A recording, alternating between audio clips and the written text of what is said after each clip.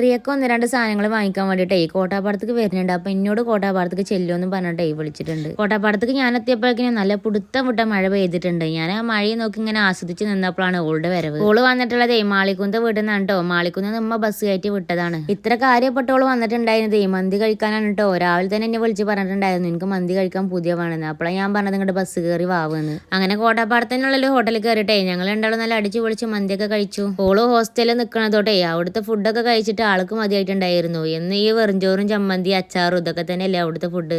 നാട്ടിലെത്തിയാൽ പിന്നെ ആൾക്ക് ഇനിയും കൂട്ടിയിട്ട് എവിടെങ്കിലും ഒന്ന് കറങ്ങാൻ പോകണം. ഒരുപാട് ഇഷ്ടമാണ് കേട്ടോ ഇങ്ങനെ കറങ്ങണതും അതുപോലെ തന്നെ ഫുഡൊക്കെ കഴിക്കണത്. അപ്പൊ പിന്നെ അവള് നാട്ടിലെത്തിയാലേ ഞാൻ എവിടെങ്കിലൊക്കെ കൊണ്ടുപോയിട്ട് എന്തെങ്കിലുമൊക്കെ ഫുഡ് വാങ്ങിച്ചു കൊടുക്കും. എറണാകുളത്ത് നിൽക്കണുണ്ട് തന്നെ ഉള്ളൂ. ആള് പുറത്തേക്ക് ഒറ്റയ്ക്ക് പോവേ അതുപോലെ തന്നെ ഫുഡ് കഴിക്കേ ഒന്നും കഴിക്കൂല കേട്ടോ. ഈ ഒരു ഹോസ്റ്റലിൽ നിന്ന് കിട്ടുന്ന ഫുഡ് അല്ലാതെ പുറത്തുനിന്ന് ഒരു സാധനം കഴിക്കും. അങ്ങനെ ഫുഡൊക്കെ കഴിച്ചിറങ്ങിയിട്ടേ ആൾക്കൊരു ഷാൾ എടുക്കണം എന്ന് പറഞ്ഞിട്ടേ ഞങ്ങൾ അവിടെ തന്നെയുള്ള ഒരു കടയിൽ കയറിയിട്ട് അങ്ങനെ ഷാൾ വാങ്ങിച്ചു കൊടുത്തു. പിന്നെ ഫാൻസി കയറിയിട്ട് എന്തൊക്കെയോ ഒന്ന് രണ്ട് സാധനങ്ങളൊക്കെ എടുക്കാണ്ടായിരുന്നു. അവിടുന്ന് സാധനങ്ങളൊക്കെ വാങ്ങിച്ചിട്ടേ ഞങ്ങൾ അവിടുന്ന് പോന്നിട്ടുണ്ട്.